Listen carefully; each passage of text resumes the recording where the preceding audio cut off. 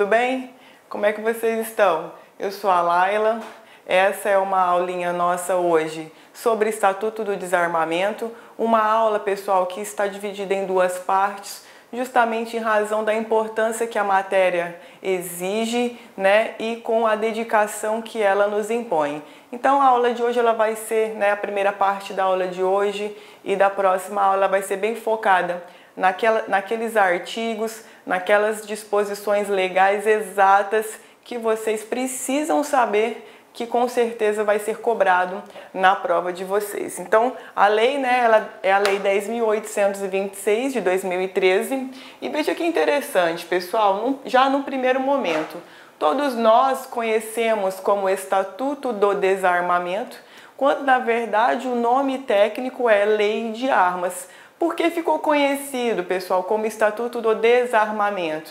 Porque na época em que a lei entrou em vigor, houve um período, né, em que se buscou o desarmamento das pessoas.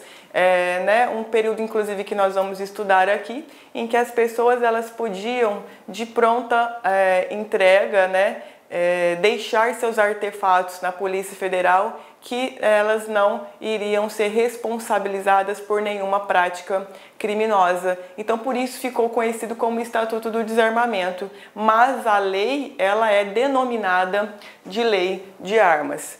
E aí nós temos muitos aspectos interessantes sobre a Lei de Armas ou Estatuto do Desarmamento, porque vejam vocês que ela é uma lei que cuida dos crimes vinculados ao uso, ao porte de arma de fogo, mas ela é uma lei, pessoal, que necessita de complementação normativa, que nós dizemos. Então, nós temos uma lei, que é o Estatuto do Desarmamento, que criminaliza condutas vinculadas à arma de fogo, mas a lei, no seu inteiro teor, ela não nos conceitua o que é arma de fogo. Então veja que ela é uma lei que cuida dos crimes vinculados com o emprego da arma de fogo, mas ela se utiliza de uma outra complementação. Então veja que a sua regulamentação ela se dá, pessoal, através desse decreto 5.123/04.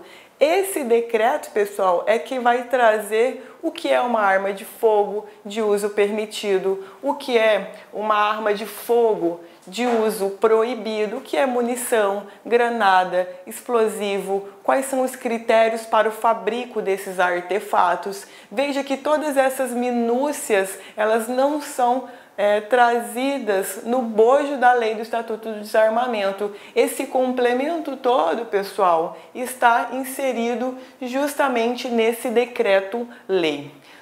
Então a gente tem que se recordar que, via de regra, os crimes que estão inseridos no Estatuto do Desarmamento, pessoal, são de competência da Justiça Estadual. A gente vai aprender que, apesar de nós termos, por exemplo, o crime de porte ilegal de arma de fogo de uso restrito, uma bazuca, uma metralhadora, em que pese, né, apesar da natureza desse artefato, ainda assim a competência para o processo e julgamento desse crime, ele vai ser da Justiça Estadual. Então, primeiro ponto que nós temos que entender, não importa a natureza desse artefato, não importa a origem. Então, se eu tenho um artefato que ele é importado de outro país, né, uma arma Glock, por exemplo. Então veja, se ela não é fabricada no Brasil, não importa se quando ela adentrou no país, ela foi, né, adquirida pelos meios de comercialização cabíveis, se porventura já ela aqui no território brasileiro de alguma maneira foi comercializada de maneira irregular, ou um particular adquiriu de um terceiro esse artefato cujo fabricante é do estrangeiro, isso por si só não vai atrair a competência para o processo de julgamento para a Justiça Federal, ok? Então veja, primeiro ponto, em regra, né, os crimes são de competência da Justiça Estadual. A Lei de Armas, ela é regulamentada pelo decreto-lei, e aí nós temos, né, os principais atores do estudo de hoje, que são as armas de uso restrito, Como que funciona elas, pessoal? Elas são de uso exclusivo das Forças Armadas.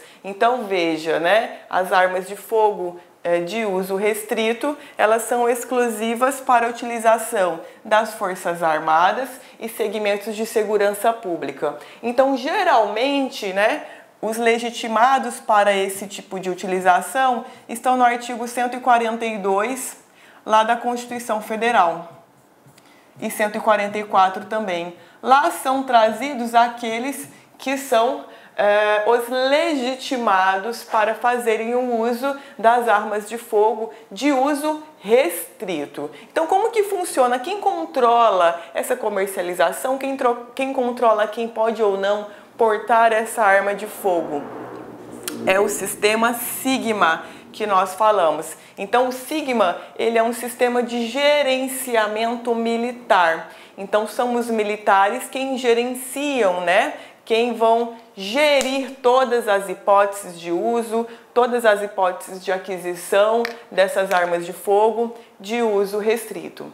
Por outro lado, as de uso permitido, elas são controladas pelo SINARME. Então, né, geralmente a Polícia Federal é quem se incumbe de gerir essa sistemática do SINARME. Então, primeiro ponto, né, arma de fogo de uso restrito, sistema Sigma. Arma de fogo de uso permitido é o SINARME. Então, nós temos órgãos diferentes para a gestão, dependendo da natureza do artefato legal, dependendo da natureza da arma de fogo. Tudo bem, pessoal? E aí nós vamos seguindo aqui no nosso slide.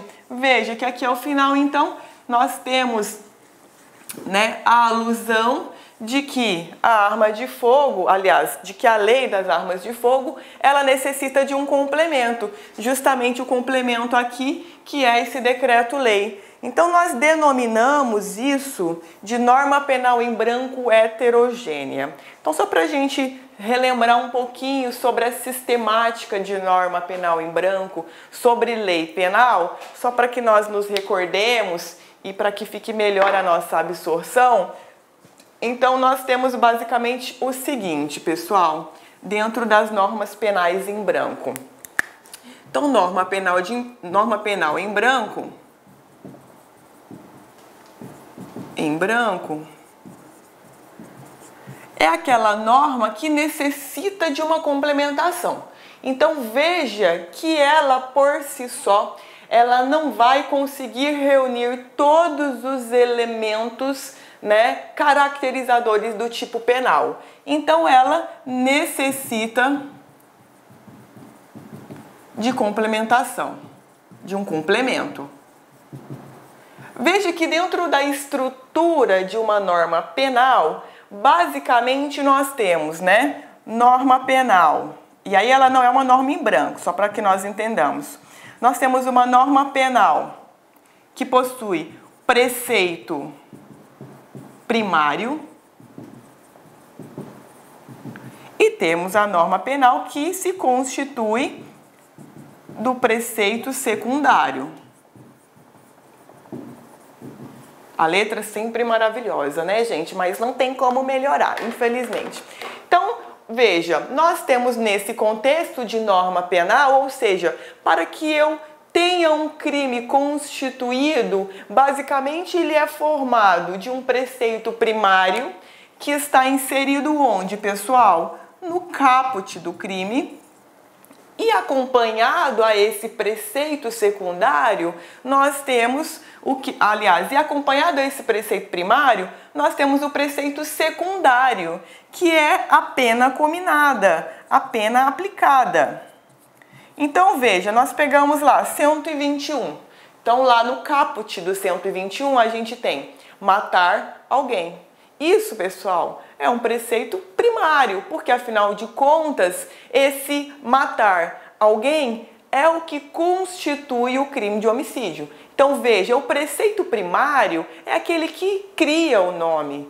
Aliás, é aquele que cria o crime. É aquele que caracteriza aquela conduta como sendo criminosa. Por isso a nomenclatura primário, ok? Atrelado a esse preceito primário, quando nós falamos de crime propriamente dito, nós temos uma pena respectiva, claro. Então, se eu incrimino a conduta matar alguém, eu preciso ter uma pena correspondente à prática dessa infração penal. Então, a esse nome, nós dizemos preceito secundário. Por que secundário?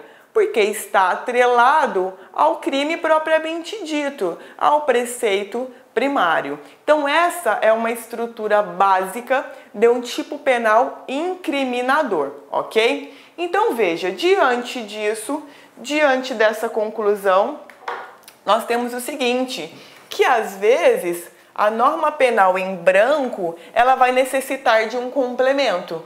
Ou esse complemento, pessoal, ele vai vir no preceito primário, ou esse complemento ele vai vir no preceito secundário. Ou seja, essa norma penal aqui matriz, né, a norma penal propriamente dita, por si só, ela não é completa. Ela necessita de uma outra forma normativa que de alguma maneira a complemente. Então veja, no nosso estudo nós temos, né, arma de fogo.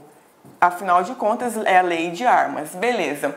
O que é uma arma? Então, nós vamos estudar nos tipos penais, artigo 14, artigo 15, artigo 16, que tudo o que está descrito no caput, que é a conduta penal incriminadora, elas faz um vínculo com a palavra arma de fogo. Então, por exemplo, que a gente vai estudar, artigo 15, disparar arma de fogo. Tudo bem, professora, o que é uma arma de fogo? Então, veja, dentro do preceito primário do disparo de arma de fogo, nós não temos um conceito daquilo que é arma de fogo. Então, veja que nós vamos pegar esse conceito de onde? Do decreto.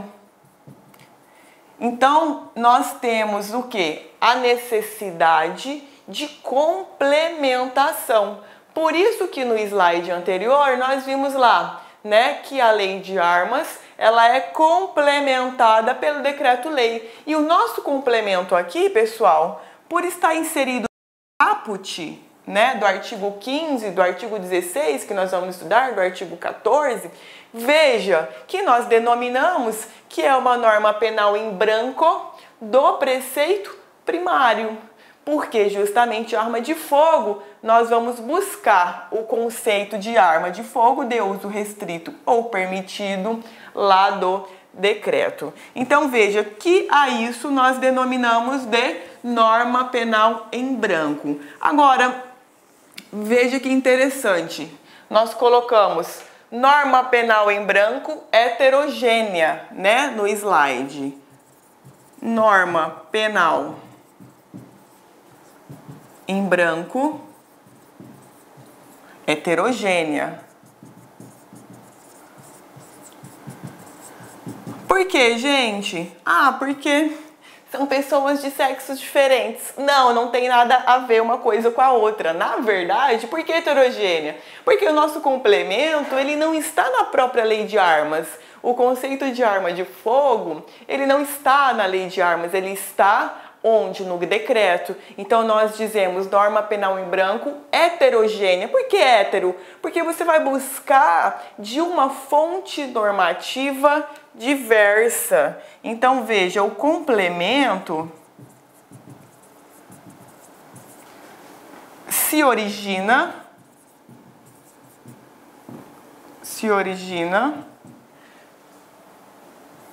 de fonte normativa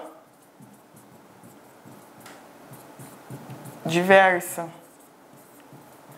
Então, nós temos aqui no nosso exemplo decreto mais lei de armas ou Estatuto do Desarmamento.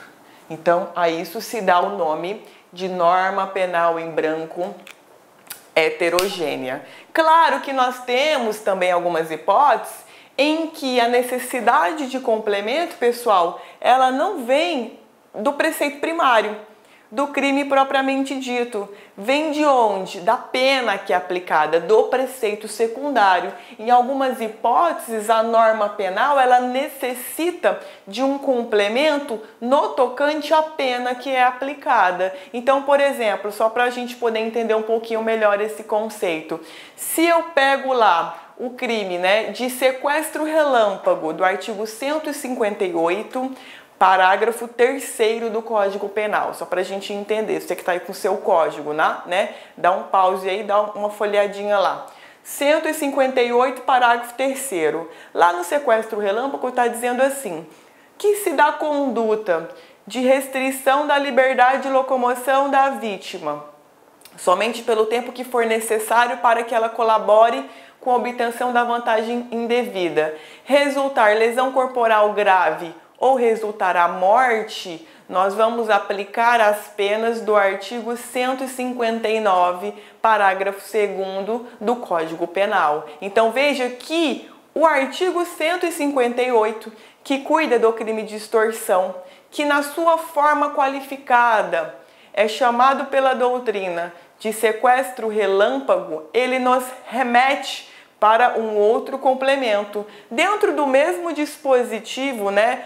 Dentro do mesmo texto normativo que é o Código Penal, mas veja que a complementação ela vem ali dentro do Código Penal, dentro de outro artigo. Então nós dizemos que nesse caso nós teremos uma norma penal em branco homogênea. Por que homogênea? Porque está dentro do próprio texto legal do Código Penal o complemento para a pena aplicada ao crime, né, de sequestro relâmpago, quando desse sequestro resultar lesão corporal grave ou o evento morte. Então, veja que isso, né, se cuida também de uma modalidade de norma penal em branco, mas que, no entanto, o preceito secundário é quem necessita de complementação. A pena cominada, né, pessoal, é que necessita de complementação.